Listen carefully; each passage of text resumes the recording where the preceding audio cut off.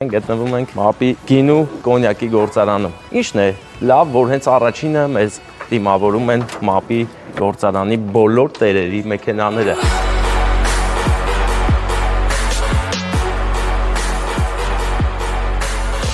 Այսպես պետք է վերաբերվեն բոլոր տականքներին, ովքեր իրենց չեն կարողացել ճիշտ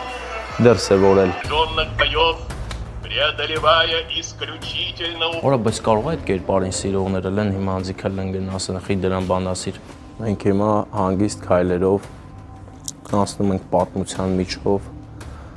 ու գնանք մեր օրեր։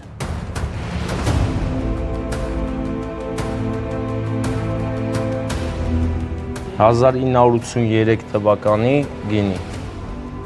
Սա է մեր նախնիների ապրած առօրյան ստեղծագործությունը եւ նրանց տված բարիքները մինչ օրս շարունակվում են։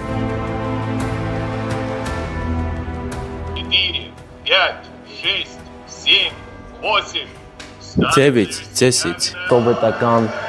շորերը բանակի խնամքով պահված են, որովհետև աշխատում է ՄԱՊ-ի գործարանը,